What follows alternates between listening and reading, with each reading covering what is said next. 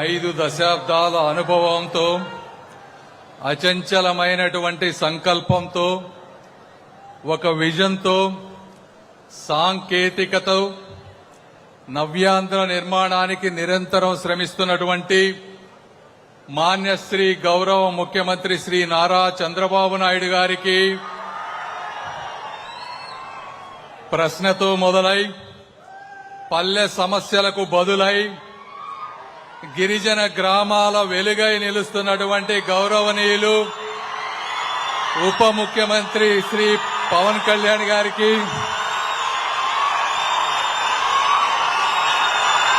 ग्राम विकास को, किसान कल्याण को और कृषि को अपने कंधों पर उठाकर चल रहे मध्य प्रदेश की प्रिय नेता ग्रामीण विकास कृषि एवं किसान कल्याण मंत्री श्री शिवराज सिंह चौहान जी, मेरे सहयोगी, मेरे मित्र, युवा शक्ति के प्रतीक ग्रामीण विकास राज्य मंत्री आदरणीय श्री कमलेश पासवान जी, వేదికపై కూర్చున్నటువంటి రాష్ట్ర మంత్రివర్యులు అనగాని సత్యప్రసాద్ గారికి, సత్యకుమార్ యాదవ్ గారికి, అదేవిధంగా ఈ కార్యక్రమానికి విశేషమైనటువంటి కృషి చేసినటువంటి అరవ శ్రీధర్ గారికి, ముక్కా రూపానందరెడ్డి గారికి,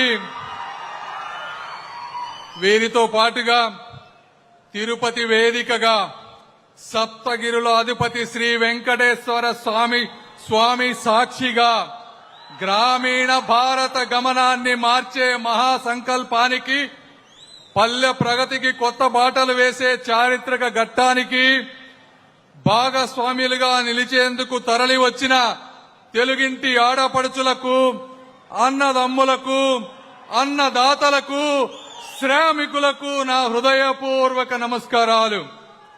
ఒక్కసారి చరిత్రలోకి వెళ్లి చూస్తే 2006లో ఆనాటి ప్రభుత్వం గ్రామీణ పేదలకు ఉపాధి కల్పించాలనేటువంటి ఒకే ఒక ప్రధాన ఉద్దేశంతో మహాత్మా గాంధీ జాతీయ గ్రామీణ ఉపాధి హామీ పథకాన్ని తీసుకొచ్చారు. అనంతపురం మన రాయలసీమ, రాగాల సీమ, అనురాగాల సీమ అయినటువంటి అనంతపురం జిల్లాలో బండ్లపల్లి గ్రామంలో దేశంలోనే తొలి ఉపాధి హామీ జాబ్ కార్డ్ మన దళిత ఆడబిడ్డ చీమల పెదక్క గారికి ఆ రోజున అందజేయడం జరిగింది. ఆ విధంగా ఆ ఘట్టం ద్వారా ఉమ్మడి ఆంధ్రప్రదేశ్ దేశానికి ఒక దిశను చూపించినటువంటిది. రాయలసీమ వంటి కరువు ప్రాంతాల్లో వ్యవసాయ విరామ సమయంలో గ్రామీణ కుటుంబాలకు ఉపాధి కల్పిస్తూ ఉపాధి కోసం జరిగేటువంటి వలసలను కొంతవరకు అరికట్టడంలో ఆ జాతీయ ఉపాధి హామీ పథకం కొంత పాత్ర పోషించింది. అయితే కొన్ని రాష్ట్రాలు కొన్ని సమయాల్లో ఈ పథకాన్ని ఎంతో సమర్థవంతంగా నిర్వహించారు.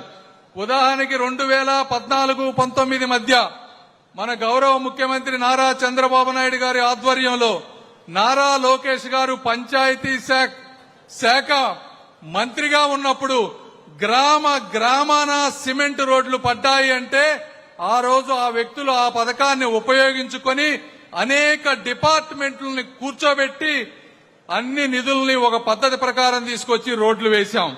అదేవిధంగా ఈ రోజు చూస్తా ఉన్నారు, గత 2 సంవత్సరాల్లో అంటే దశాబ్దాలుగా కొండల్లో అదేవిధంగా అడవుల్లో అభివృద్ధికి దూరంగా ఉన్నటువంటి గిరిజన ప్రాంతాల్లో కూడా రోడ్లు పడతా ఉన్నాయంటే ఈ రోజు పవన్ కళ్యాణ్ గారు సమర్థవంతంగా ఆ ప్రోగ్రామ్ ని ఉపయోగించుకోబట్టి మాత్రమే ఇవన్నీ జరిగినాయి.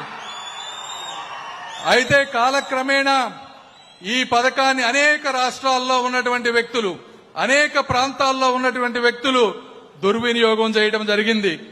Controller auditor of general CAG ఒక స్పష్టమైనటువంటి నివేదికని ఈ పథకం ద్వారా మనకి తెలియజేసింది. గ్రామ అవసరాలకు అనుగుణమైనటువంటి ప్రణాళికలు లేకుండా చేయటం, శాశ్వత ప్రయోజనం లేనటువంటి ఆస్తులను సృష్టించటం, ఒక చెరువుని ఒక గుంతని తవ్వటం, పూడ్చటం, మళ్లీ తవ్వటం, దొంగ జాబ్ కార్డులు, అక్రమ చెల్లింపులు చేయటం, అనుమతులు లేని పనులపై ఖర్చు పెట్టడం, సామాజిక ఆడిట్లు పర్యవేక్షణలో ఉదాసీనత చూపటం, అంటే ఉపాధి కల్పన లక్ష్యం గొప్పదే కానీ దాని అమలులో సంస్కరణల అవసరం స్పష్టంగా కనిపించినటువంటి పరిస్థితి.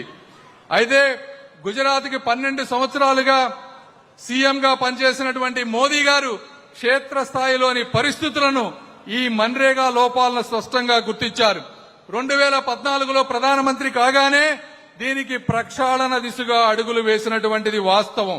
సంక్షేమ పథకాల పంపిణీలో డిజిటల్ టెక్నాలజీని అనుసంధానం చేస్తూ కేంద్ర సర్కారు 3 ముఖ్యమైనటువంటి మార్పులు తీసుకొచ్చింది.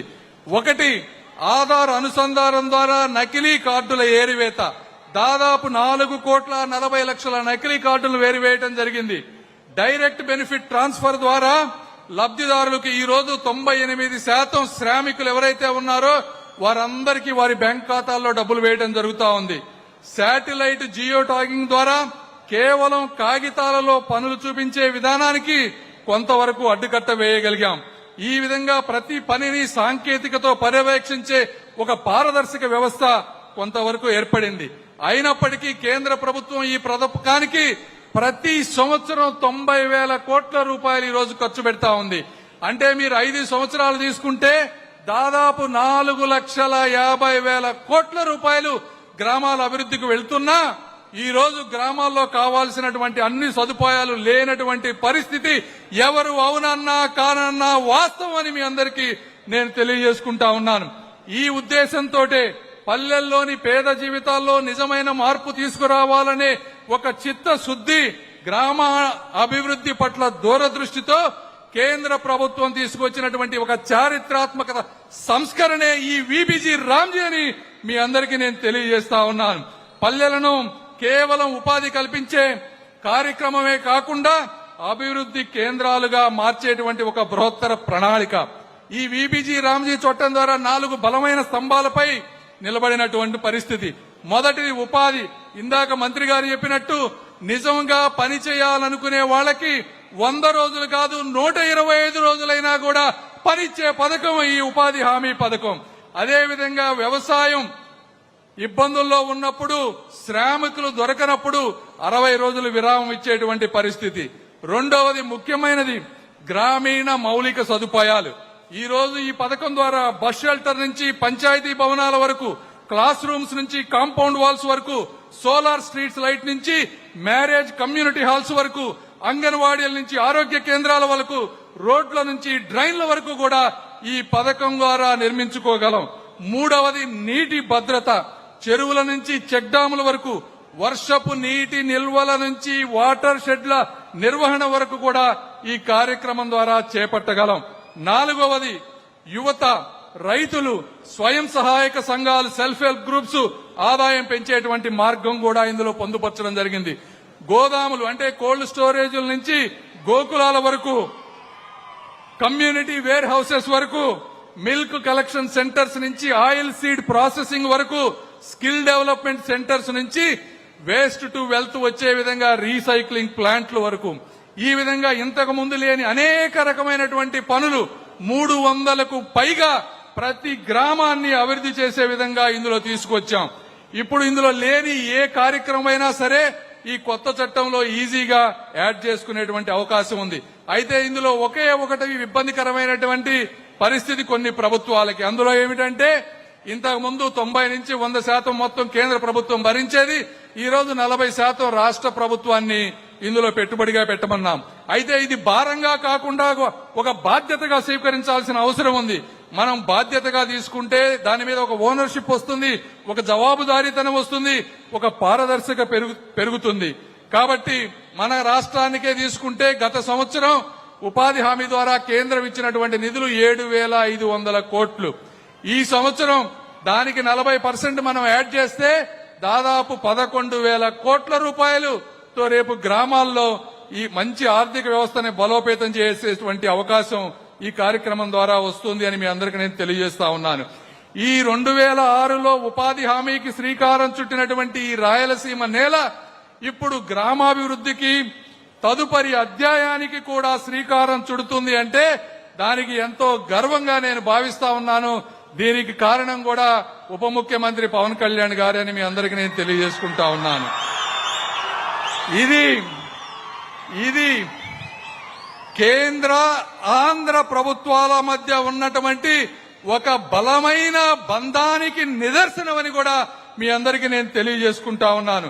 గత 2 సంవత్సరాల్లో మన్రేగా కింద దాదాపు సంవత్సరానికి 7,500 కోట్లు, స్వయం సహాయక సంఘాల బలోపేతానికి 630 కోట్లు, గ్రామీణ రోడ్లకి 640 కోట్లు, వాటర్ షెడ్ పథకం అభివృద్ధికి 200 కోట్లు, యువత నైపుణ్యానికి స్కిల్ డెవలప్మెంట్ కి 140 కోట్లు, అదేవిధంగా ఇందాక నేను చెప్పినట్లుగా గిరిజన ప్రాంతాల అభివృద్ధికి పీఎం జన్మన్ ద్వారా 900 కోట్లు. అంటే కేవలం గత 2 సంవత్సరాల్లో కూటమి భాగస్వామ్యంలో ఆంధ్రప్రదేశ్ కి 20,000 కోట్ల రూపాయలు ఏ రాష్ట్రానికి రానటువంటి విధంగా మన ఆంధ్రప్రదేశ్ కి తెచ్చుకోగలిగామనే విషయాన్ని కూడా మీ అందరికీ నేను తెలియజేస్తా ఉన్నా. ఇది రాజకీయ సభ కాదు కానీ అయినా ఒక చిన్న విషయం చెప్పాలి.